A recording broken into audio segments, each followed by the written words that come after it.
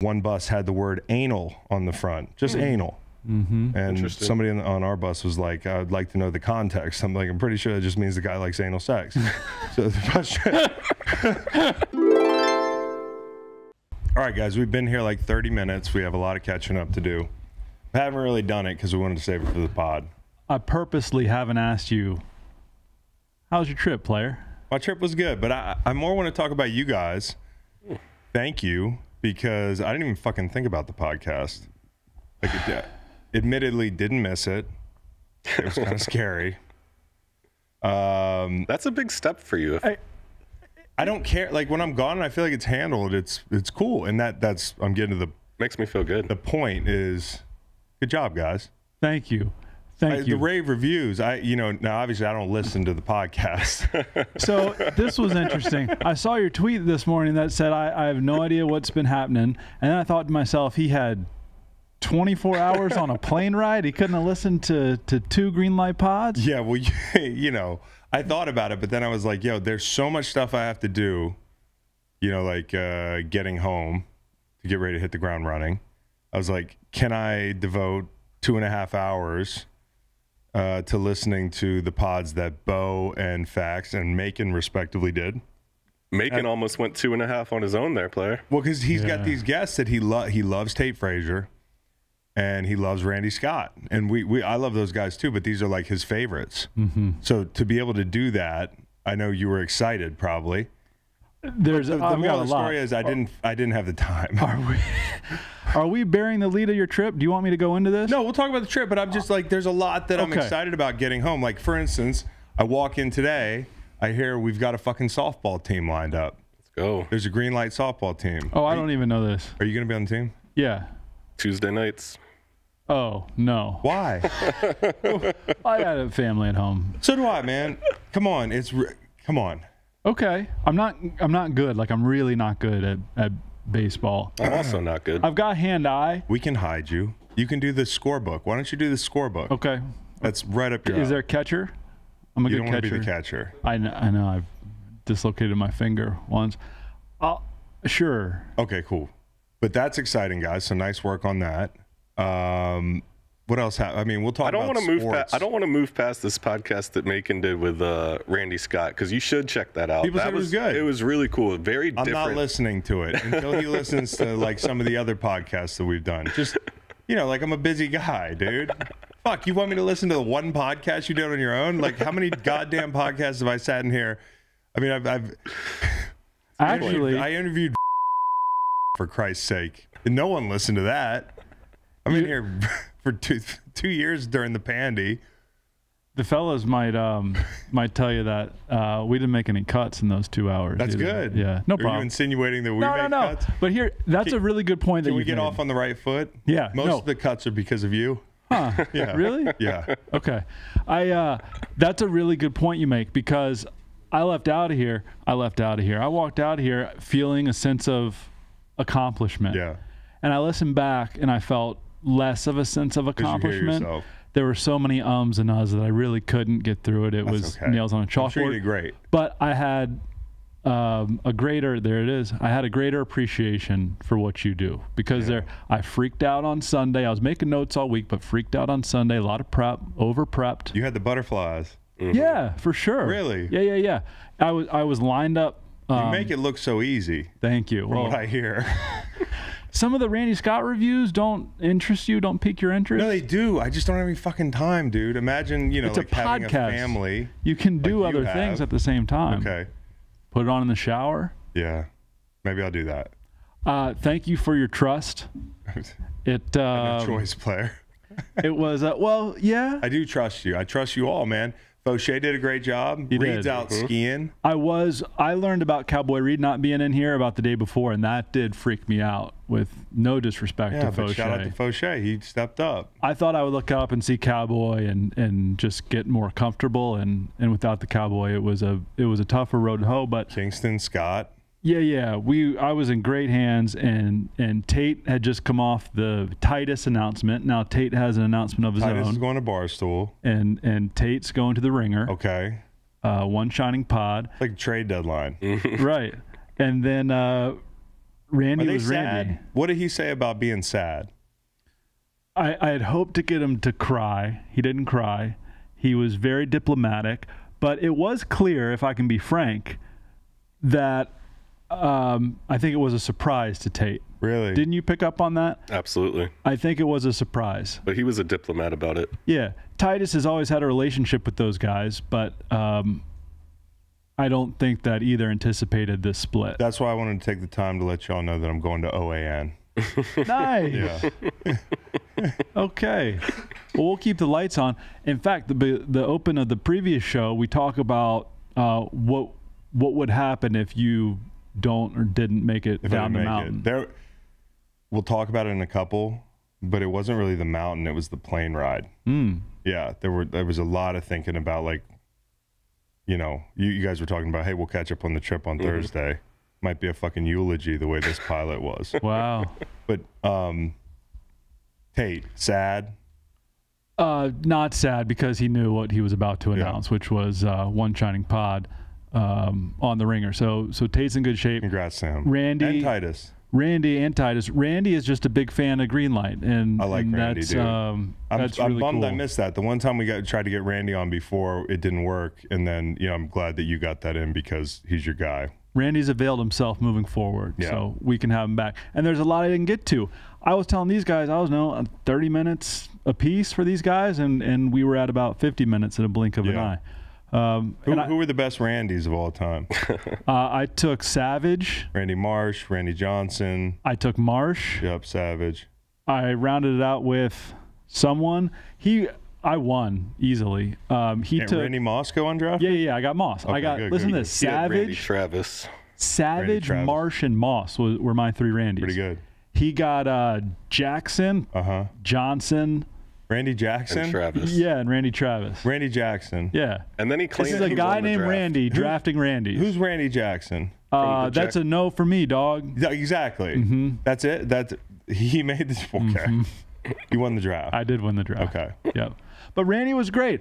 Listen, I did listen back to points, and it is wild. I tried to make it as conversational as possible with both of these guys, and then I just didn't end sentences on downbeats where there was air for them to come in as if it were a conversation. This is good. You should do more pods and listen to yourself. Enunciate or not enunciate. He kept on being like, not really a question there. Sorry. Yeah, exactly. So I just never asked a question. I would just say things. But if I had just said, not really a question there, it would have been fine. It would have been a good conversation. But I did try to get into the lab and listen Good back. job, man. Thank you. Not done yet. And it's amazing how many things I made a conscious effort to really listen to those two cats. Yeah. And it's amazing how many things I still missed. Yeah, because you're thinking about the next question. Exactly. Where you need to go. You got to drive the bus. Listening Driving back, the bus is fucking hard. Randy was like 8 times funnier than I thought in real time. He was getting a lot of jokes in. Missed some of the I was jokes. just missing them. Yeah, I miss shit all the time. Yeah. He had some inside Greenlight jokes, too. Like, he clearly listens to the pod. He's a listener, so shout out to Randy. As for the climb, I do want to shout out all the people on the climb because there were a few Greenlight listeners in the group. Okay, so we had athletes, we had veterans, and we had like advocates. So if you're sitting at home, and I get a lot of DMs like this, hey, I'd love to go next year with you guys. I'm like, okay, come up with $15,000. Oh, it's 15 for now. the cause. Okay. And we'll put you in a lottery. Okay, so conquering Kili, where I've been the last 12 days, East Africa, Tanzania, going up Kilimanjaro. Back in 2013, and forgive me for the people that have heard this story a million times, but this is the catch-up pod. So in 2013, I wanted to travel. Jeff Fisher got hired. I was in his office. He just paid me, so I felt like we were boys. And I'm looking on his desk, and there's this picture of him climbing like this really high mountain. I don't know where it is. And I said to him, because I like to climb and trek around here, but I've never done anything like that. I said, where is the mountain? He said, Kilimanjaro. I said, is it difficult? He goes, you can walk the whole way. It's really tough, but you can walk the whole way. So you don't need like carabiners. It's not technical. It's not like into thin air or some bullshit like that. So I said, I want to travel. I'd like to do that climb. He's like, oh, that sounds great. You should do it one day. I was like, I'd like to do it next off season. And I think he's like, man, I'd like to get back to the contract and insert a clause somewhere that if you fall off the side of the mountain, I don't have to pay you. But I took James Hall, who was like a veteran of mine, and we took to the mountain, and we had a great time, came down, met a lot of people, saw some of the circumstances that people were living in, and being a little bit pragmatic, water kind of was what I latched onto, because I decided I wanted to help. You know, it was like a really awesome trip for me. I had never been that far away from home. I met a lot of wonderful people, and I said, you know, like, I'm starting a foundation. If there's something that I want to do, I should do it now. I shouldn't overanalyze it. And actually, I got a nudge because, as you know, our good friend Joe Buck, and your great friend Troy Aikman, who you took a piss with. By the way, thanks for opening the Aikman interview offline and saying, Troy Macon here. I urinated next to you at the Super Bowl. Oh, that was like, Troy was like, fuck me, dude. You texted me about coming on the pod last night. Who is this guy? I was mid urination. He urinated next to me because he came in afterwards. And I didn't mention other open stalls. Yeah. Urinals. No, but were there other open stalls and you guys just ended up next to each other? Great question. It was only the two of us in there, and there were open ones. I don't remember where he lined up. So it wasn't uncomfortable. The bottom line is that Troy was awesome. You didn't like that, huh? Like a little bit like a near pick six the first play of the interview. The only regret I've ever had in that realm on this pod is I thought it was going to be funny and cute to interview Kirk Herbstreit from a bathroom in the Outer Banks. And he popped on, and you were like, this is Macon. He's on vacation. You know, his kids are sleeping. His kids sleeping. He's in a bathroom. And Kirk was like, oh, okay. Yeah, not funny. Crickets. Yeah. I mean, you've had a few of those. Okay. That's the only one that comes to mind. Registered on your like I thought the Aikman was a win. Like you went through a phase where you would say love is love to every person that we had on the pod. I do need to get back to that. We'd have like some, Freddie Gibbs on or something. Love is love, Freddie. Well, Troy was like, nice to meet you. Not so fast, my friend. Yeah. Seen your ween. Yeah, man. We're pretty close. So anyways, more ways than one. I was in a bar in 2013. Me and James Hall had just come down from Summit, and we're drinking a beer, and it only takes like one or two when you get off that mountain. And a guy walks in and says my name at the bar in Tanzania, and I'm like, what the fuck, dude? There's no way that somebody knows who I am halfway around the world. Chris Long. Must be another Chris. I turn over my right shoulder, and it's Joe Buck, and he's there with a guy named Doug Pitt, who happens to be Brad Pitt's brother. I think he's more handsome than Brad. Shout out to Doug, and Doug is an ambassador for World Serve. He's actually the Goodwill ambassador to Tanzania, so he's done a lot of great work there. He brought Joe over because they're both Missouri guys on a water project, and they were like, "Do you want to go with me? We're going in the morning." Couldn't do it. The flight was leaving. Came home, did more research, and had an idea. I was like, I'd like to get into providing clean water under like an NFL alliance, because I think there's a niche for that.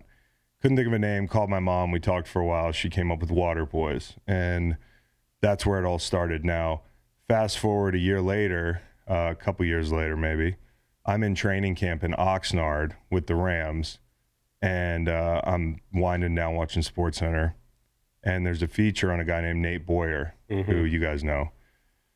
And Nate was a Green Beret, and Nate fought in some serious shit, and he also happened to, after fighting in some serious shit, come home and play for Texas. So he walked on at Texas. You know, anybody that's played college football or been to college, like I'm sure around 30, you're like thinking back and you're like, damn, if I could have done it all over again, I absolutely would. I'd walk into class at 30 years old. I'd go to all the parties. What would that be like to go back to college? Well, Nate really got to do it. He was playing Texas football, and he's a fucking war hero. It's crazy. In the state of Texas, in Austin, and ends up actually with the Seahawks, and he gets a little tryout. He's in preseason as a snapper because he's a small guy. And no offense, Nate, you're not that big. And they're doing this feature on him, basically. and I watched the feature, and I kind of just have a man crush on this dude. He served, he played in the NFL. He seems like a really intelligent, humble guy, and he's spent a lot of time in Africa. And I thought, I need to get him involved. I don't know how, but I'm going to cold call this guy. So I get his number through Jay Glazer. We talk on the phone. You know I'm telephobic, right? I do. So, yeah. So we talk for like 3 hours, like we've known each other our whole lives. And we have a great friendship to this day. But he decided that the best course of action when it came to getting vets involved was doing some sort of an event, like a climb. You know, he was like, how did you get into clean water? I told him Kili.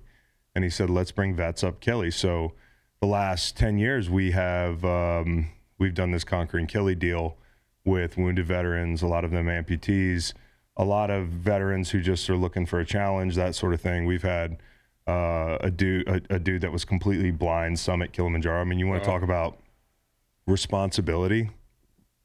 Goddamn, dude. He had a buddy named Fred Dumar, has a buddy named Fred Dumar, who's been up Kili, and he brought Ivan over, and Fred was kind of his right-hand man and, like, did everything for him, got him ready in the morning, the whole thing, like, you know, because the guy can't see and he's climbing a mountain. Remarkable. But Fred got real sick summit night, like an hour in, spitting blood, the whole thing. Like altitude sickness? Yeah, basically. And this guy's an ultra marathon runner. He's like in incredible shape. So he's really disappointed, compounding that with the fact that now he's got to turn back and leave his buddy who's completely blind with a bunch of meathead football players. And he's passing him on to, at this time, Luis Castillo and Nick Hardwick, who were teammates in San Diego and were climbing with me. And their responsibility was going to be Ivan the rest of the way. And Fred was like, listen, when I say you got this, like, you got to have this. And an hour later, we're walking by cliffs that are fucking 500 feet, Damn. 700 feet down into a gorge. And you're telling Ivan, left foot, right foot, watch for this rock. We had the first female above the knee amputee to summit Kili all time with our group, Kirstie Ennis, 1 year. We've had a lot of great men and women climb that mountain. So we did it again this year. And for me, it's been 5 years. I look up, the pandemic happens. 1 year I take a bunch of guys over on a safari program. I've done the climb 4 times now. But for me, being away from football so long, I've been challenged like this. And so this climb meant a lot for me. You know, number one, it always means a lot to do this for the cause we're doing it for, but also to like summit with these people and push these people and make lifelong friends. Like, you know, when you climb a mountain with somebody, like, you guys are boys. You know, 7 days in a tent in a mess hall, altitude sickness, far away from home, no cell phones, card games, the whole thing. You know, you learn about each other.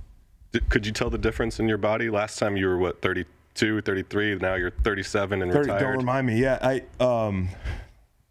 I honestly, it was weighing, like, listen, when I used to climb, we'd do it in February, and I would have just finished the season. And when I started Conquering Kili, it was like the end of my St. Louis career. So all of a sudden now I'm playing into February, whether it was scheduling in February and knowing that, like, when I signed with New England, hey, chances are you're going to have a week off, then you're going to climb this mountain. Or Philly, where I'm like, okay, I might have a month off, but that didn't turn out to be true at all. Yeah, right. So I was weighing, like, hey, this version of Chris, whose gas tank is full, I'm probably a lot mentally less conditioned, physically less conditioned, but my gas tank is full, against the other Chris, who, you know, is tired as fuck, just came off of a Super Bowl run, but is probably in great, great shape. And you probably didn't see Kili as big of a challenge compared to, like, playing in the Super Bowl, whereas right now you haven't been physically challenged in a while. I swear to you, it is a bit, like, I swear to you, it's a bigger challenge. I swear. Oh. Like, listen, a lot of people summit Kili. It's the highest walkable mountain. Like, there's a lot of people probably listening to this who have been to Kili, who have summited it and say, like, yeah, it was difficult, but it's not the hardest thing I've ever done. Well, I'll tell you what, when we leave these trips, I mean, you're talking about military guys, NFL guys, they're like, that's maybe the hardest thing I've ever done, because of the altitude, because of the discomfort, because of the, you know, just not knowing what to expect. And, you know, you ask me, I've been 5 times now. is it harder or easier when I go back? I think it's harder. And I liken it to like if somebody was going to punch you in the face, you know, if somebody sucker punches me in the face, like it hurts, but it hurts way more if somebody's like, okay, I'm going to punch you in the nose now as hard as I can. You've been punched 3 or 4 times. I know exactly what to expect. And long story short, I did really well. I mean, I blew chunks, projectile vomited at the top. That's what it is. Because you've come back looking hotter. Thanks, I appreciate it. Yeah, little thinner, face a little tauter. Yeah. I mean, wind burnt. Hot boy spring. Hot boy. Now I do have a couple things going on. Like when you're up there, the UV rays are so fucking. I mean, it's 19,341 feet. So like when you summit, then the sun comes up because you leave at midnight, right? It's the worst. Like you get to this camp called Kibo Hut. It's 15,000 feet. There's no vegetation, obviously. It's windy. It's cold. I've never had snow on a summit night. We got to Kibo. It's the last stop before summit night. You get there at 4 o'clock. Then you take off at midnight to go hit the summit, and you're going to be humping till sundown because you want to get down after that to a lower camp. And we all take, like, you try to take a nap. You try to go to sleep at like 7. They wake you up at 11. Mm-hmm. 4 o'clock, I take like an hour and a half nap. It's very uncomfortable up there. It's cold. You just want to go. I get out of the tent, and the fucking mountain's covered in snow. I can't see the mountain anymore. It's right there. Our tent's covered in snow, the whole thing. And I'm like, oh, fuck. This is going to be really tough. So we get up there to the top. The sun comes up. We made great time. We actually pushed it a little hard. And the sun comes up. And if you don't have sunscreen on, you're going to get, your face just gets murdered, dude. And I was applying and reapplying, but my lips are like fucking dried to the max.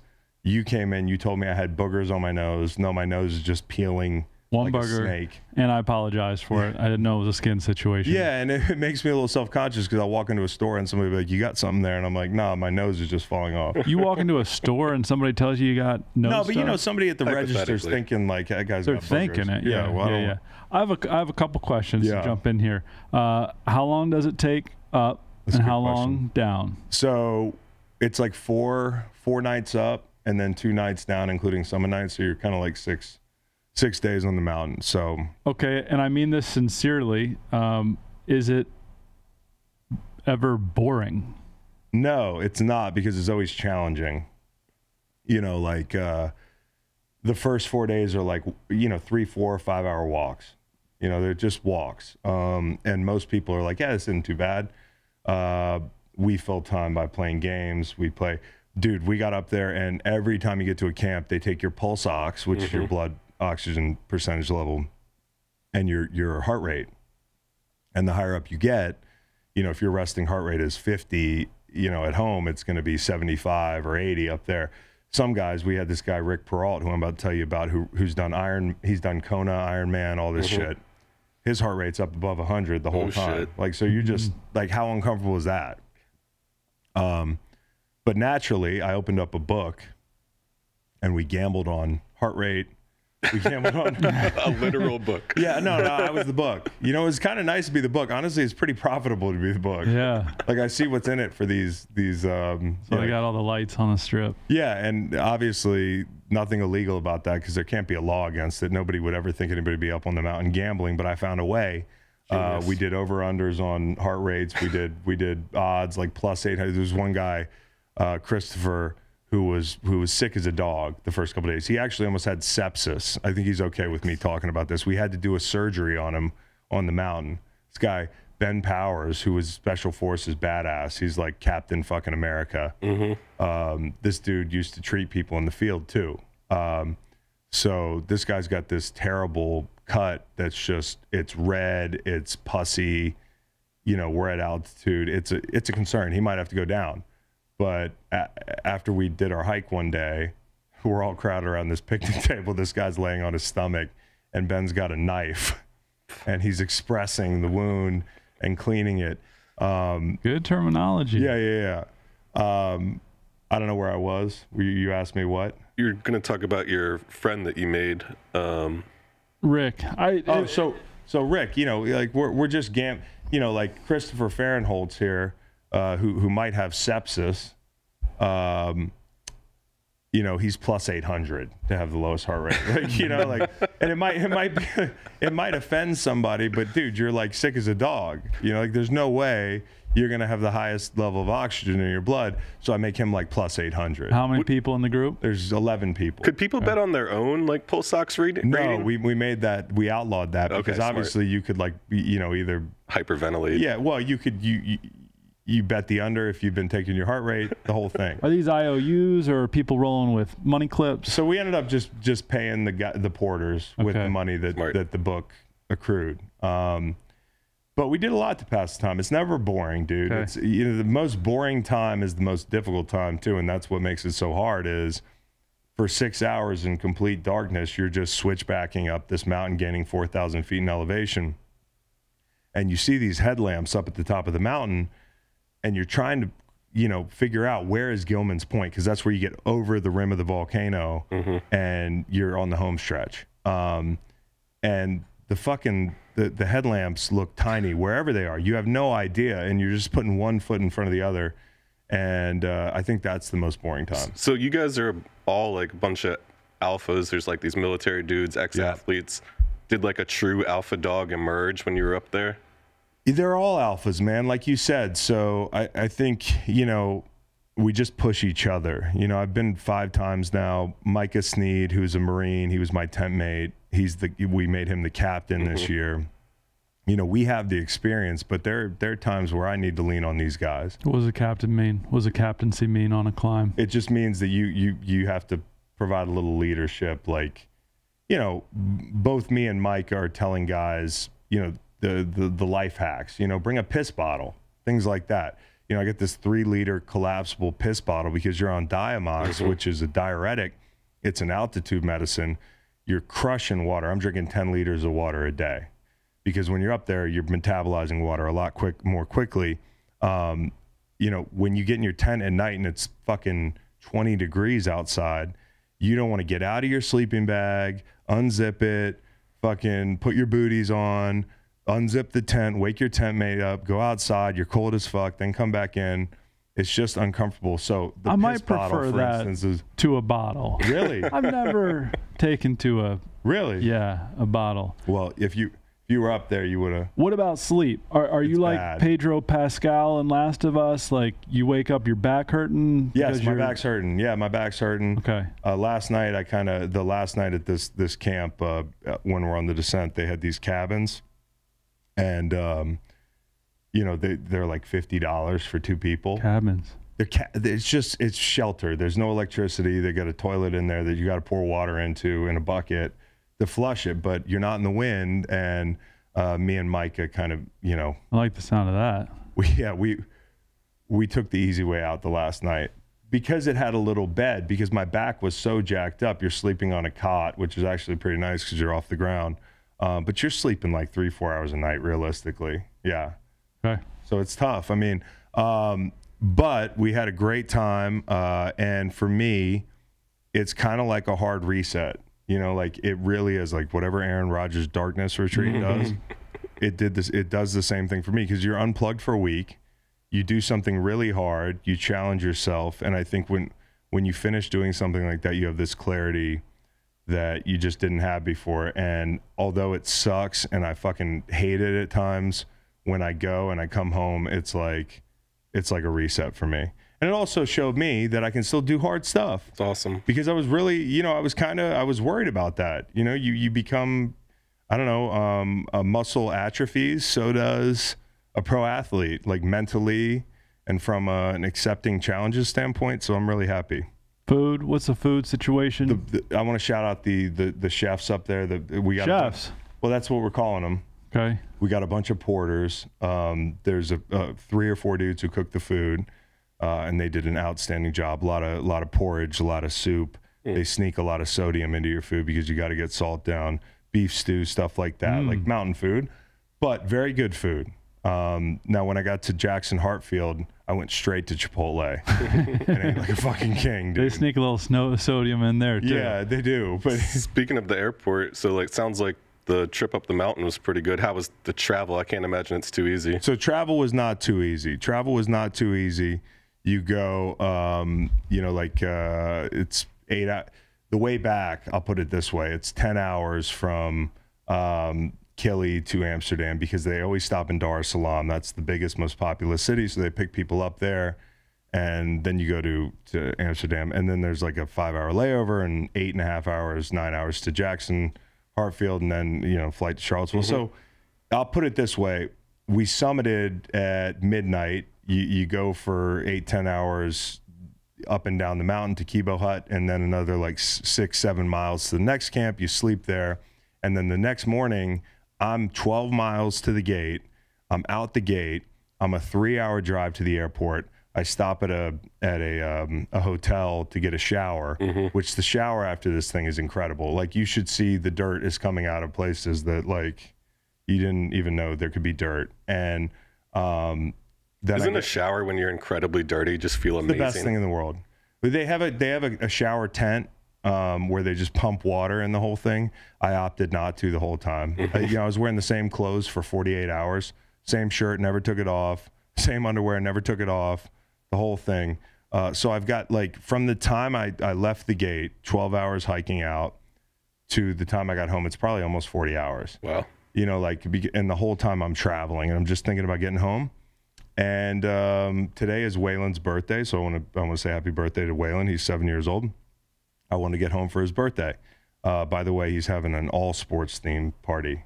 Nice. Like all sport, like the drink? No, like, we mix in some soccer balls. There's a baseball thing. He just likes sports in general. I haven't picked up that invitation. When is that? This afternoon. You want to go? Yeah. Okay, cool. Yeah, seriously. Yeah. Come on out. We always did a walk restaurant derivative when I was a kid. Like, we went Benihana's or Nice. Flaming Walk. We need a walk restaurant in Charlottesville. I used to go to. You're talking about like the place where they cook in front of you, basically. Yeah. That was always my birthday. That was so much fun. Yeah. I think it burned down. I think we had one. It didn't burn down? Well, yeah, no. It was complicated. So, anyways, the flights back were a real motherfucker. 12 miles, no food really, because once you summit, you can't really eat. You're just kind of like your appetite's off for a day. I get to the airport. Go ahead. Do these porters just go up and down and then up and down? They're amazing. They're guys, because what you do is you take a day pack and, they try to keep it strict with like how heavy it is so you don't overexert yourself. And then the rest of your stuff's in a duffel bag.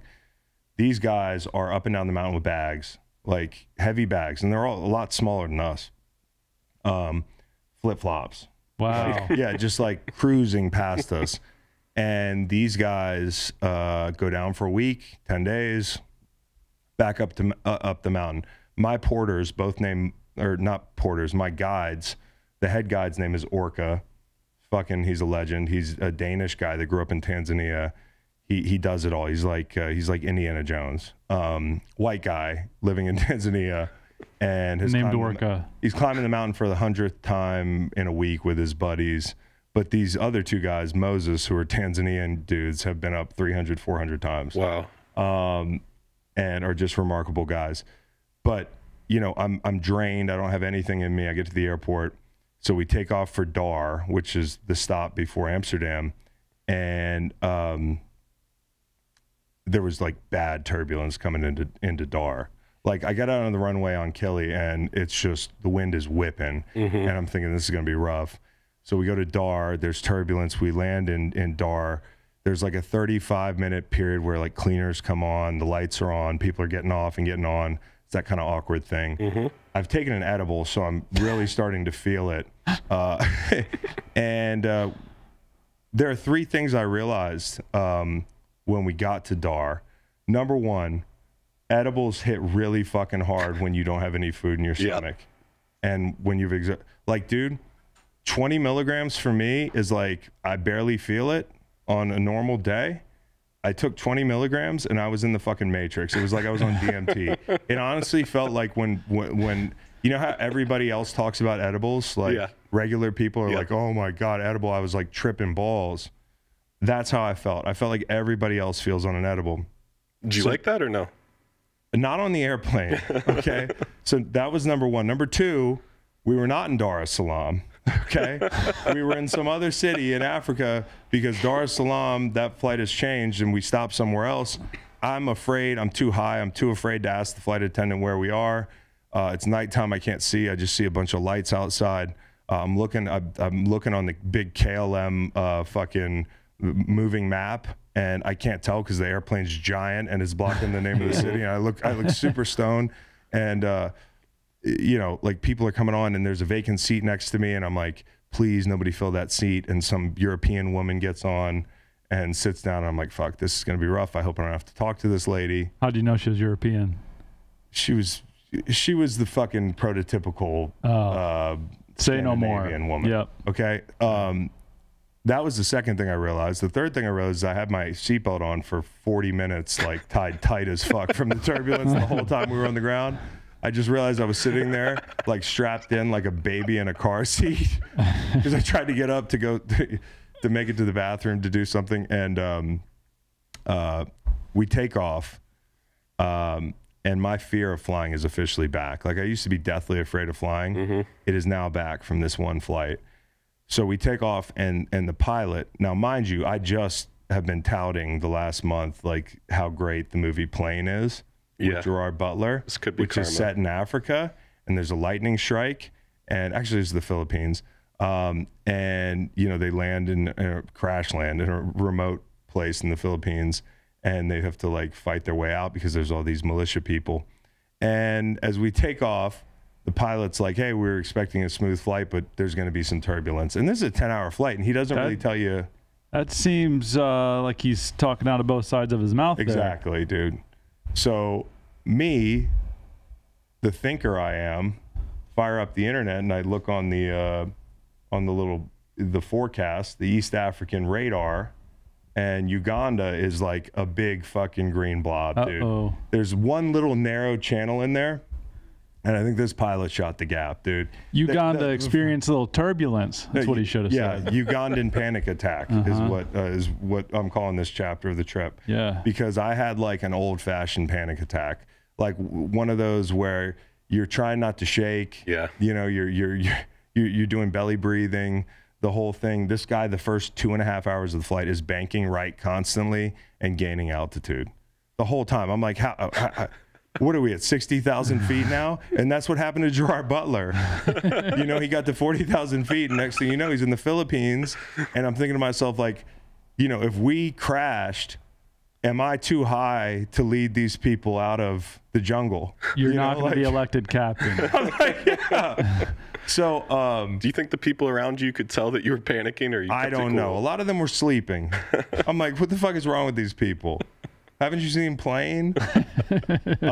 It was bad. Like, I'm going to give myself Miller Lite mentions. I'm going to give myself the worst flight because, I mean, I was fighting a real panic attack over Uganda, and so bad that when I finally got to sleep, I woke up to somebody's alarm going off, like the loud iPhone alarm. Sure, Cowboy Reed's goes off. And I wake up and I reach because I think it's my phone and I don't want to wake people up.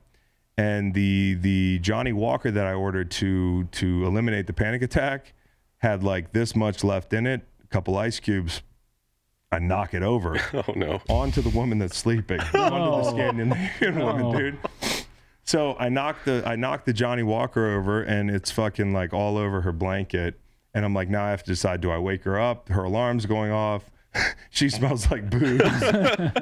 And I'm like, I am so sorry, the whole thing. But of course she's European, so she doesn't want to make me feel that much better. She's like, yeah, by the way, Europeans, worst air travelers. Wow. Another thing I realized over there, talking to a lot of porters and talking to a lot of people, and I pulled some flight attendants that were Dutch. Mm-hmm. People like Americans. It's not what you think. I was expecting a lot of like, no, you guys are assholes. The Russians, the Europeans, people from India. Well, Americans have a culture of tipping that a lot of other cultures don't have. I feel like we're also polite. Yeah. We just have a lot of racism and stuff. Right. Okay. Yeah. But like, when you're on a plane halfway around the world, people don't know you voted for Ron DeSantis. You know what I mean? It's like, oh, that guy's polite. Yeah. So anyways, people like Americans. but not this lady so much that I spilled my Johnny Walker all over her. And excuse me, player. Yeah. So did you wake her up, or the alarm woke her up? I woke her up. I offered her my blanket, which was probably like, is that even worse? Waking her up to tell her that she's boozy? I think it was both. Okay. I think it was the alarm and me. Okay. So, anyways, massive panic attack, worst flight for me, and then I watched a lot of movies. Yeah, what'd you see? I watched a lot of movies, a lot of shows. I watched Nobody with. Well, on the way over, I watched Bone Tomahawk. Which, have you seen this, Matt? I have not seen Bone Tomahawk. So it's like Western horror, and it's got. I also watched The Thing, so I caught two. Who's the guy in Aykroyd? No, who's the guy in Bone Tomahawk? Kurt Russell. Belushi. Kurt Russell. Yeah. I watched The Thing, which is like an 80s horror film set in Antarctica, where like an alien comes down and tries to assume the life forms of everybody on the ground. You have a really weird taste in movies. Oh, it's a very good movie. It's a very good movie. Bone Tomahawk's great too. Western horror, really good movie.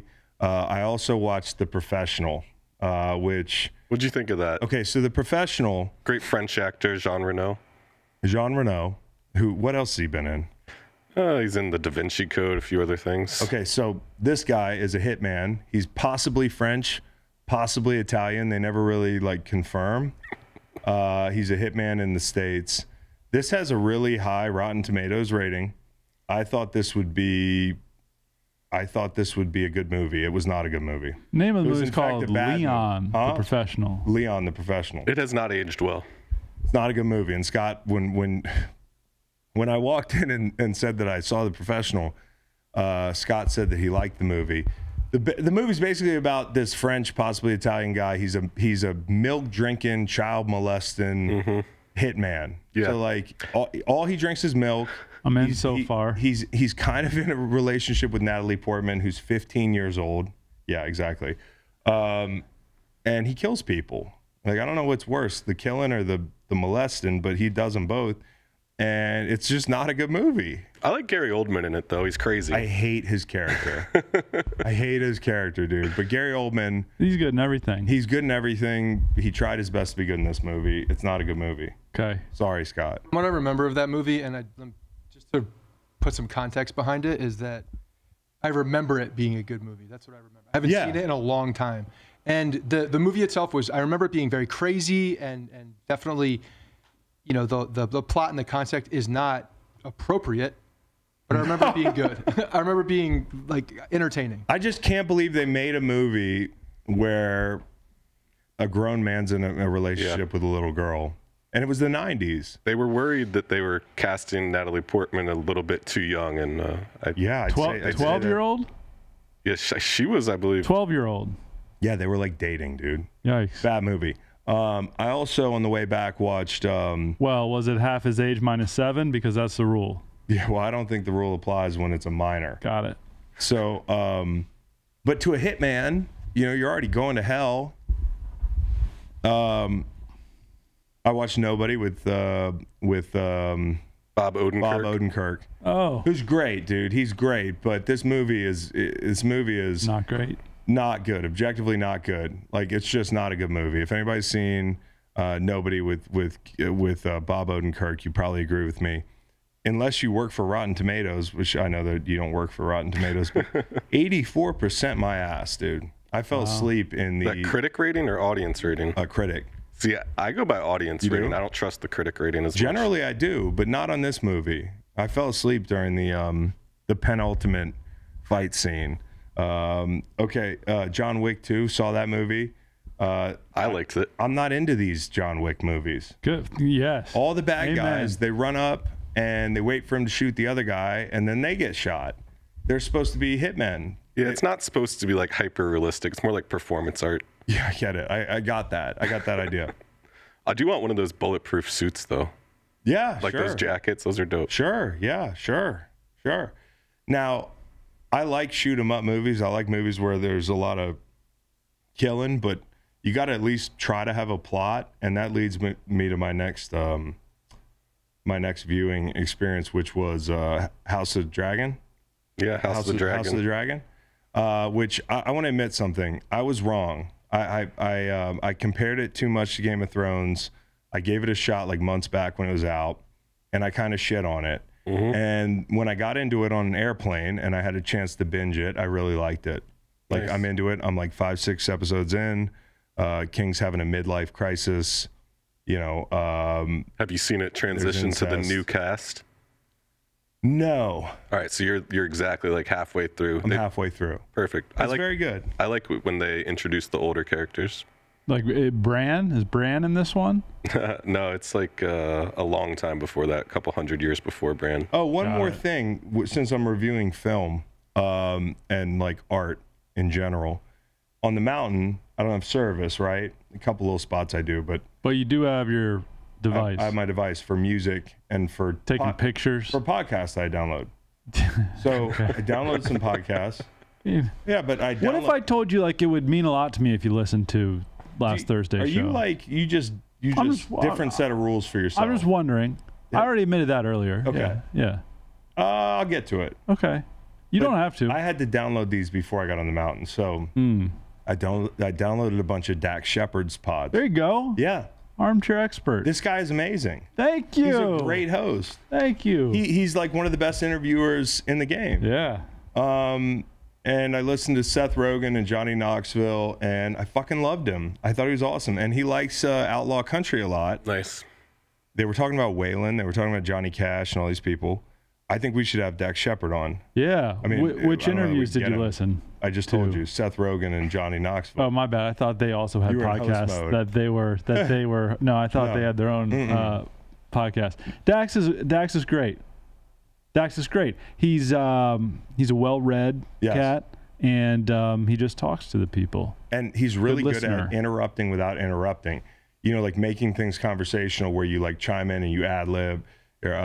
You say like a word or two to re-steer the conversation, but you don't stop the flow of the like he's very good at keeping it conversational. Yep. You know, it's not a Q&A. He's great. I'd love to have him on the show. I don't know how hard he'd be to book, but let's try to do that. That'd be delightful. Okay, so Dax was great. House of Dragons good.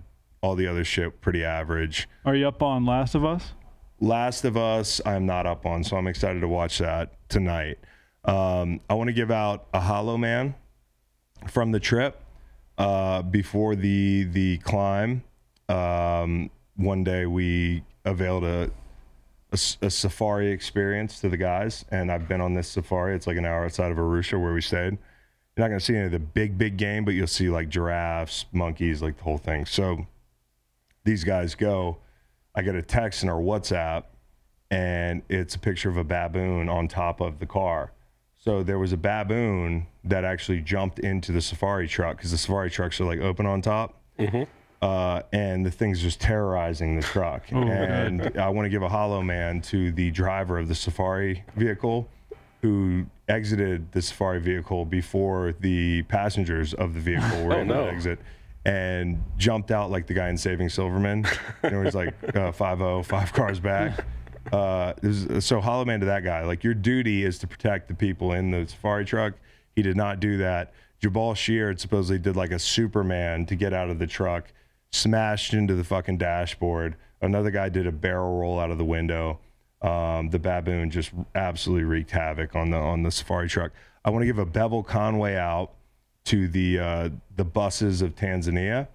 These buses are amazing. Like, they have a bunch of like mini buses and buses that carry people around. There's a lot of pseudo public transportation. The infrastructure is not the same as it is here. But these buses all have like decorative stickers all over them. Nice. Like, the drivers of the buses get to decide, like, they pimp their own rides. It's like a Apple laptop. Pretty much. It's like a water bottle. They have double deckers there? No double deckers, but the buses, like, and I wrote down some of the things that are on the buses, but like, they'll have like pictures of Ice Cube on the side. They'll have like, you know, like a big Jesus mural with like a white Jesus, you know, or like one bus had the word anal on the front, just anal. And somebody on our bus was like, I'd like to know the context. I'm like, I'm pretty sure that just means the guy likes anal sex. So the bus you know, like there's like one bus with like "Thank you, Dad," you know, on the front. Like it's just people are just expressing themselves. The way we dress up our Nalgene's, that's the way they dress up their vehicles. Like so Bevel Conway is like the buses of Tanzania, and I want to give out a St. Louis memorial. I was talking to one of my Maasai friends there, and it turns out that they get circumcised in the Maasai tribe at like 16 years old. Ooh. No drugs. In fact, it's so hardcore that they bring your girlfriend, and your girlfriend, you have to like maintain eye contact with your girlfriend, and your girlfriend's there to make sure that you, quote, your legs don't shake. It's like a cultural rite of passage. It's a rite of passage. What if you don't have a girlfriend? That I could not be in the Maasai tribe for that reason. Yeah, if you don't have a girlfriend, I don't know. They're just gonna cut you. Okay. St. Louis memorial to all the dudes that get circumcised at 15, 16 years old. No drugs, nothing. Also, I was told of a Maasai tribesman who has 350 kids. Wow. I don't know what award I'm going to give that guy, but I want to give him a shout out. Game ball. Yeah, to that guy. A lot of sex. Yeah, that is a lot. Yeah. So after the climb, do you have a different perspective of how well you would do on Danny Amendola's show? I think I'd crush Danny Amendola's thing. The hardest thing for me with Danny Amendola thing was special ops thing. Nothing in that it looked physically that hard, and nothing in that looked like it would terrify me. What I'd struggle with would be like people yelling in my face. If I could master that, and Danny had some trouble with that, I think I could do it. Now, would I want to do it? Probably not. You know? You don't want to break down crying and have to sign a release that they're going to show, you know, they're going to show the world. Kids are going to see that. Yeah, right? Just in case. Yeah. Yeah, so no, I could do it, but do I have interest? No, I don't have any interest. Finish shouting out the guys on the trip, and then you guys can catch me up on what's been going on in sports here.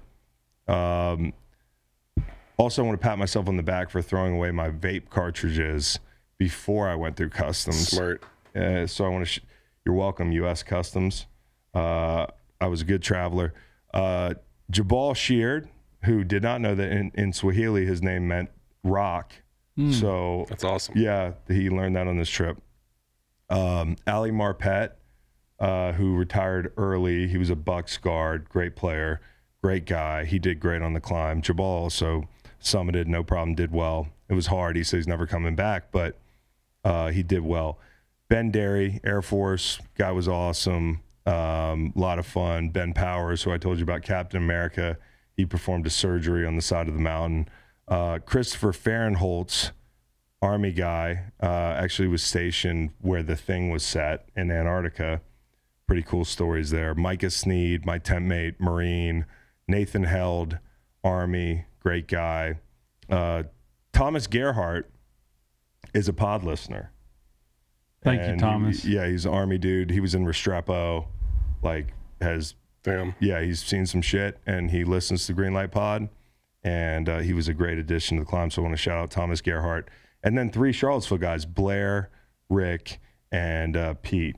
Blair, Kelly, Rick Peralt, and Pete Snyder, who forked over the cash to climb with vets and players. So, again, if you're at home, you want to join us one year, find $15,000 under the mattress between the cushions there, and you got a shot.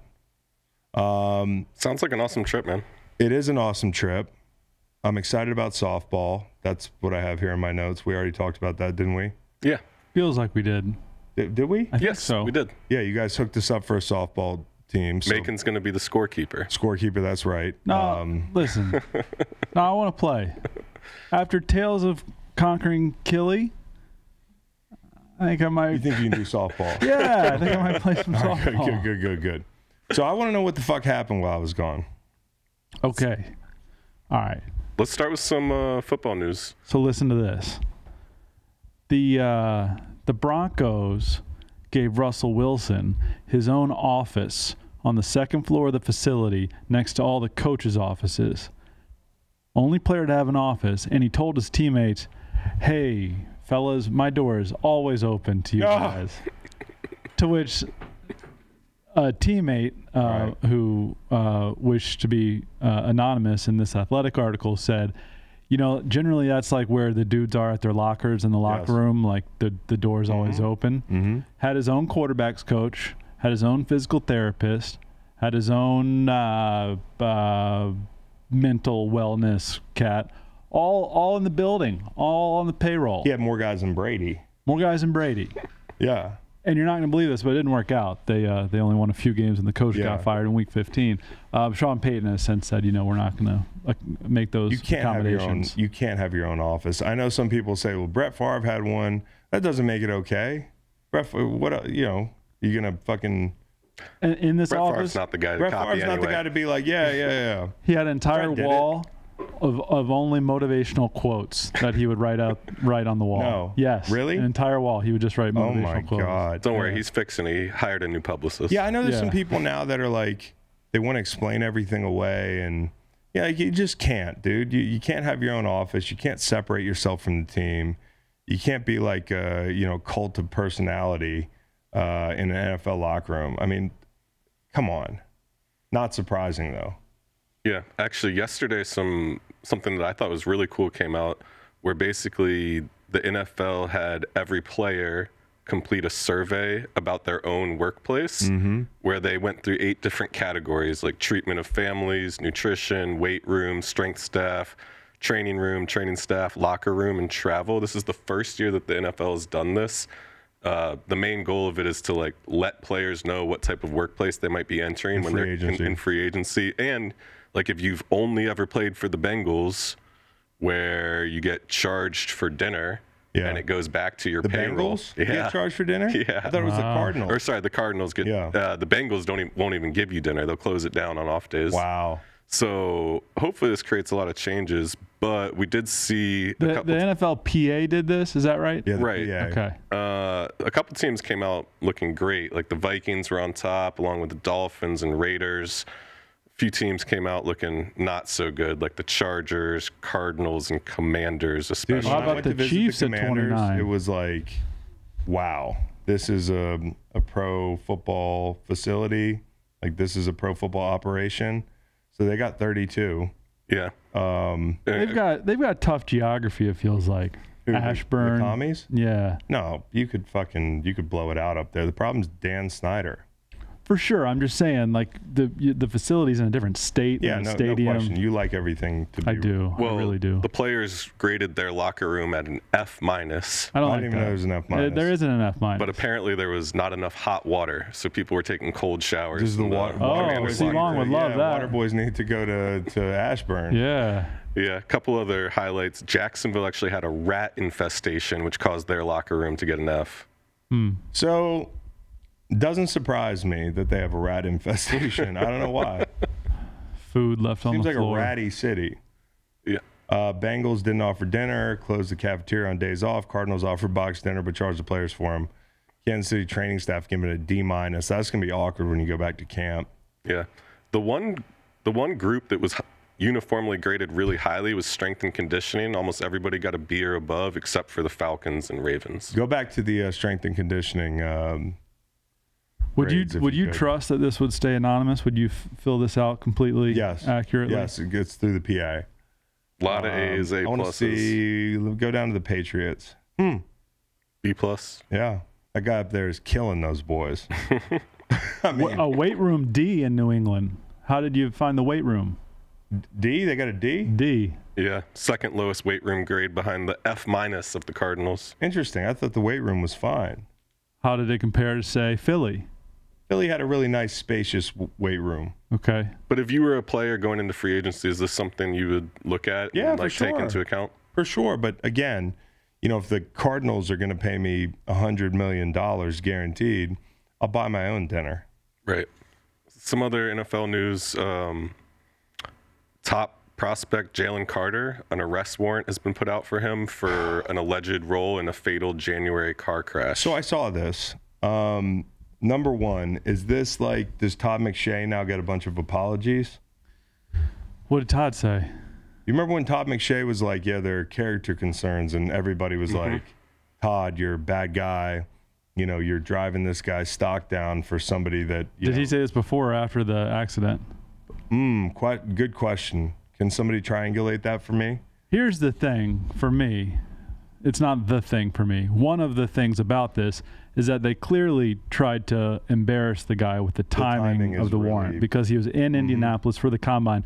The other person who was brought up on the same charges of reckless driving for allegedly racing, which led to this crash, he took care of this a week ago. Yeah. He appeared, paid a bond, and was Now, done. I'm not blaming him for the deaths of the two people that lost their lives, because those two people were doing the same thing he was doing. Yep. It wasn't like Jalen Carter was like, I mean, I presume, the ringleader, like, let's go race, let's go Tokyo drift on the streets of Athens.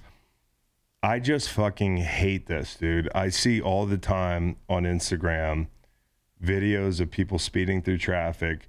The comment section, I'm always looking for people like voices of reason. And if there ever is one, the masses shout this person down, like, shut up, you're no fun. You know, like, what kind of, this is America. You're supposed to be able to go 120 in a 55 and run red lights. No, you're not. Can we stop doing this? Like, you endanger everybody on the road. Like, so Insane. I'm not terribly, what would the word be? Compassionate when it comes to how Jalen Carter's stock is going to be affected by this, because I think it's a very bad, dangerous thing, dude. Now, how does this translate to what kind of a teammate he is? I don't think everybody in the wake of Todd McShay's comments, which I don't know, did they come before or after the crash? Before the crash. So yikes. So yeah. So maybe Todd McShay doesn't get vindicated here, but maybe he was right. Everybody came out after the fact and said he's a great teammate, he's a great guy. You can be all those things and still do incredibly stupid, reckless things that endanger other people. And I think that that's kind of what you're looking at here. So if his stock drops, I'm not going to be the one to say, I feel bad for Jalen Carter. This is something that people have to stop doing, dude. There are families on the road. I got kids in the fucking car. I just don't get it. I don't get it. No, there's something messed up in our culture that glorifies it. I hate it. Like, this isn't even nearly as bad, but a compilation of LaMelo Ball leaving the Charlotte Hornets Coliseum and just running red lights repeatedly. What are we doing? And people are glorifying it. And I'm like, because he has a gold fucking car. Dangerous. Like, you're putting other people at risk. Yeah, look at the Henry Ruggs details that came out this week. Yeah. You know, it's bad. It's all bad. Stop doing it, dude. I don't know if anybody listening to this pod street races, but fuck off, dude. Last NFL topic. I know you heard about Aaron Rodgers' darkness retreat that was scheduled for 4 days, ended after 2. I asked Macon if he'd like to go in a darkness retreat. He said yes, to catch up on sleep. How do you think you'd do? Me? Yeah. Not so good. You know, just to like not have anything to do for 4 days. I'd love to go to a cabin in the woods for 4 days. Well, I think that is what it was. So yeah, so he's not sitting in a dark room for 4 days with no sunlight. What I read, he can go outside, take walks. Sounded pretty fun. Oh yeah, well fuck. Again, I want to reiterate the point that he's obviously not married. Like, that won't fly. Right. If you're married. No, every married man would love to go on a darkness retreat. But, you know. He had a meditation mat. Yeah, I could do it if it's all that. Does a meditation mat differ from a yoga mat, you think? I don't know. Did he come out of this with some revelation? Is he going to? Yeah. Because I saw retirement reports. He said he was going to come to a decision, quote, soon enough, end quote. Soon enough. Yeah, no, I'm not moved by the darkness retreat. Nice. Well, I know for longtime listeners of this program, you'll know that Chris is a Phillies fan and Macon is a diehard Blue Jays fan. Diehard. Yeah, go Jays. We have Corporate Scott in here, baseball expert, has his own Yankees podcast, Bronx Pinstripes. What do you guys think collectively of all these new baseball rules, or do you even know them? Haven't heard them. Scott, can you help us out? Let us know what the changes are. Bases are thick. Bases are thick. Well, yeah, let's whip around to some of them. There's actually a lot of changes.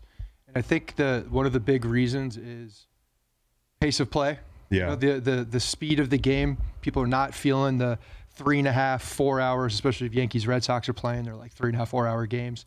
They are marathons, but they've done a lot of pace of play stuff. So big one here is the pitch clock. Pitcher has a clock now. They have to be on the rubber, have to start their motion at a particular time for the clock to stop. Within this clock, the batter has to be ready and in the box at 8 seconds. At that 8-second mark, the umpire gets a buzz. He has like a little buzzer. And if he's not in there, then he can call a called strike. No matter what the situation. Actually, one of the spring training games ended in a tie because third called strike was because the guy was not ready, and the game ended. Yikes. In spring training. Nomar never would have made it to the bigs. Yeah, constantly wiggling his ass. Yeah. 1 foot out of the box. So yeah, we'll take a couple of them at a time. But that's a big one. That's a big one because it has a lot of different ramifications. Not only for the pitcher, the pitcher's got to be ready, and then the batters have to be ready. And they've been running this in the minor leagues for years now, and they've seen a dramatic difference. So it's like 2.5 hours, about that average time, whereas before it was close to 3. So you're shaving off 30 minutes, 20 to 30 minutes ish for a game, which is a big deal. I like it. Yeah, for it. And I'm usually, I go back and forth sometimes with my baseball purist thoughts, but this one I think is good. I think it's good for the game. Too many guys take liberties. What's a bad one? The quote ghost runner is staying. That one's now enforced. So extra innings come. Hate it. Runner on second. Hate it. Yep. Hate it. It's also not a ghost runner. So real human. I would just appreciate if they would actually call it what it was. Yeah, human being on second. Ghost man is wiffle ball. Literally, when you're playing one-on-one with your brother or neighbor, and there's a dude on second, dude on third. Yeah. I'm going to interject real quick because I actually like that one. Like if you're going to a game, last call is the 7th inning. When you get to the end of the 9th inning and it's tied, like you could be there for a couple more hours potentially. You have no idea how long. You're not in jail. You can leave. These fucking marathons. Like I don't know. People at the games maybe not so much. Not in the postseason. I love turning on Sports Center as they run through inning 10 through 17. Yeah. The visiting team, I would like to see the data on how many games the visiting team won last year, because I feel as though they get up in the top of the 10th, and then psychologically the home team's like, oh man, we're down in extras, and they end up losing. Yeah. So just a little note out there. If it goes to extras, hammer the visiting team. Okay. Yeah. Well, we'll run the numbers on Monitor that.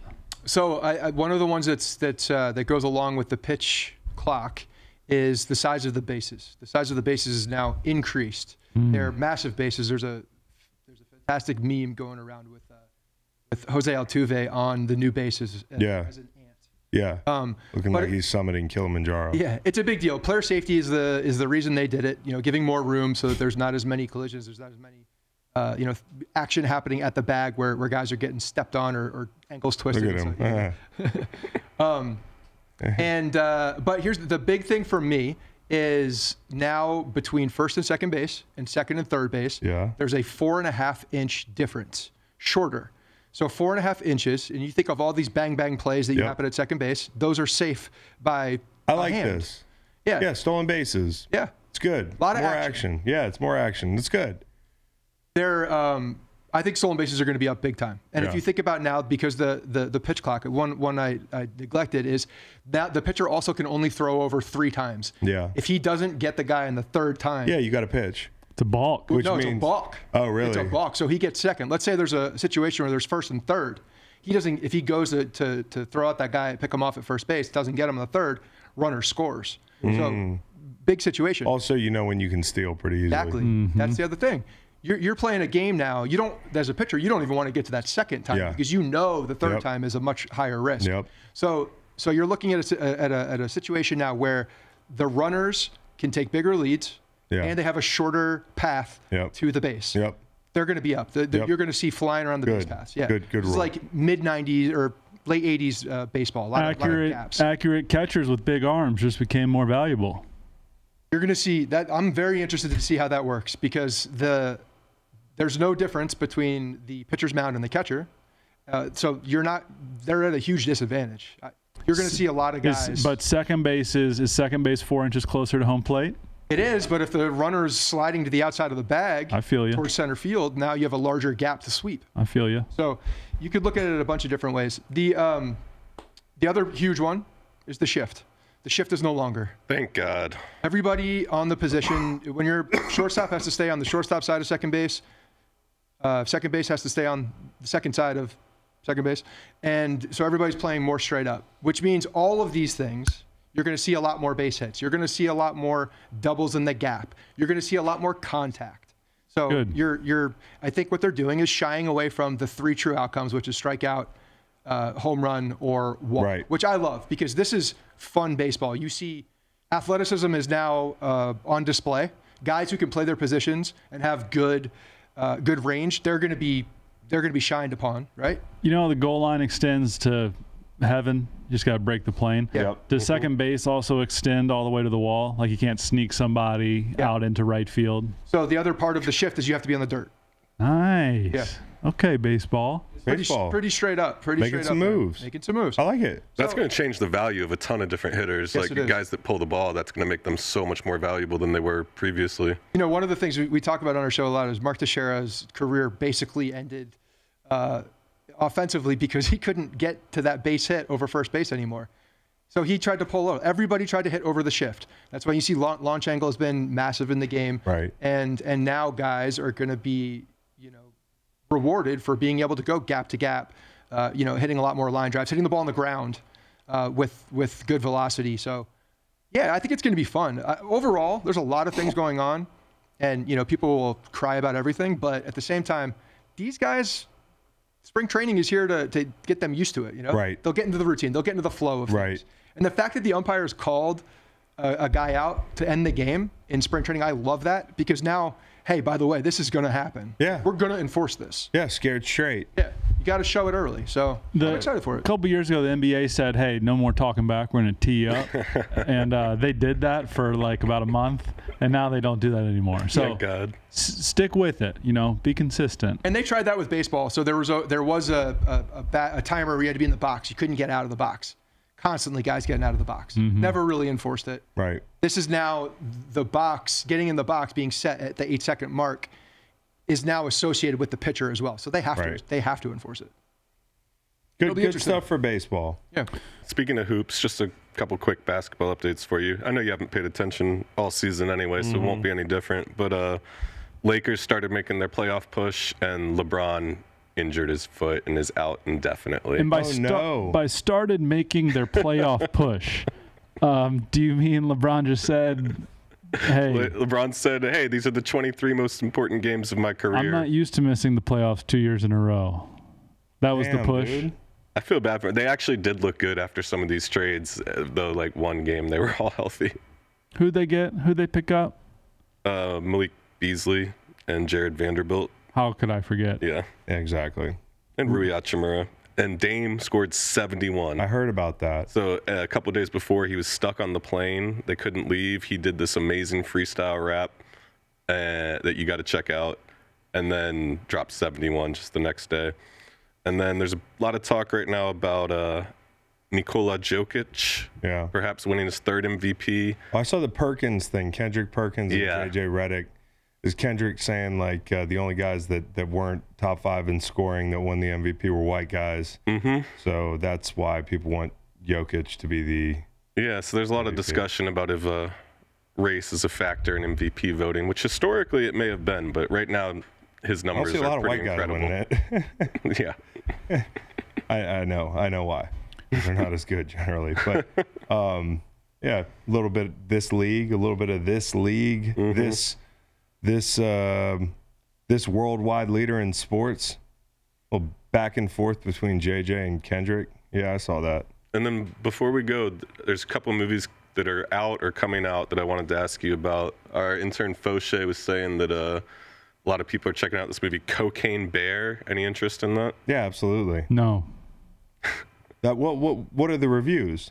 Wildly positive. Wildly positive reviews across the board. I mean, you might need to see Basically, Paddington Leon 1 the Professional. in order to understand The origin it, story. but it is apparently very much worth your 2 hours and 15 minutes. 2:15. I don't know, something around that. 2:15. Somebody did ask me to explain Like a baseball game. what the movie was, and basically all I could muster was that it appears to be a bear that finds a significant amount of cocaine. That's right. Finds out he likes the cocaine. Yeah. And then it seems like there's a lot of violence with this bear just going on a coke bender. Hour and 35 minutes Hour and a half. of caffeinated grizzly bear. Geez, I'll see it. I'll see it for sure. And of course the bear likes cocaine. Right. Based on a true story. Yes. Bear's eating berries all day. Finds a brick of cocaine. I mean, imagine how wired you would be after, like a couple blueberries, a couple strawberries, and then just a brick of cocaine. Imagine how bad you'd want to find more cocaine and you have no idea where to find it. I think he really wants to find the cocaine. Yeah. Yeah. Have you guys done cocaine? I've never done cocaine. I've never done cocaine. All right. You guys want to see elsewhere in the Creed studio. 3? Creed 3? Haven't seen the first two. No thanks. All right. Nothing against it. I just, I don't know. Yeah. Here's what I want to watch. It's March, and there's madness, and Yeah. it's conference tournament season. Click it on. Is this coming out Thursday or Friday? Are we on Thursday. Out today. Thursday? Great. A-Sun tonight. Kennesaw State. Lipscomb. I think they got Lipscomb. Little Eastern Kentucky Liberty. Nice. Oh, it's electric. I love it. You been gambling? Yeah, you're back. I'll talk to you about it off air. Okay. Um, It's good to have you back, man. hey, shout out to Bellarmine, okay? Don't know where you are. Don't know who your Some mascot college is. kids that got you back on the winning side. Bellarmine had a bit of a buzzer beater. A university. Yeah. Oh, they're in Louisville. Probably better than Louisville this year. Yeah, Louisville's got like 4 wins. No, I'm not gambling money on sports. Okay. However, Yeah. have I told the story about Utah Valley? No. I've got this friend, I call him Baggy, and we found out earlier in the year that all Utah Valley does is cover. Mm-hmm. And so he started to buy some swag. That's why I wear the Utah Valley hat. People Nice. think it's a region in Utah, and they're like, "Oh, you travel out west?" And I'm like, "Nah, it's a basketball team that covers," you know. And I just saw a bracketology 413 projection, Virginia and Utah Valley. Oh, boy. No And way. that's a problem because Utah Valley's beating whoever they have in the first round. They'll just cover. It'll be like plus 13. You're right. and- You're right. and That's it'll a be possible win by outcome. 9. Yeah. Because that's what we do anyways. Yeah. 9 would be a little comfy. Yeah. That'd be a blowout. Yeah, I'm excited for that. Cool. Anything else, guys? There is one thing that I did while you were gone that you got to do. Cocaine. Different drug. Dr. Fax brought me to the local pop-up shop. Mm-hmm. You honestly should go. It's a really cool All right, scene. when's the next one? Friday. Okay, I'm going. Nice. Because I'm going to the beach in a couple days. And I Oh, need, Jesus. Are we doing this all over again? what do you mean? No, I'll be able to podcast from the beach. I'm good for like one show a year, I think. Yeah, okay. I'm still is that a Popeyes worker doubled over in exhaustion? I'm still that. You're that. Yeah. You know, our beloved Waffle House has disbanded. You mean the Tobacco Castle? The Tobacco Castle. So the Waffle House where I spent my, 20 hours or whatever it was.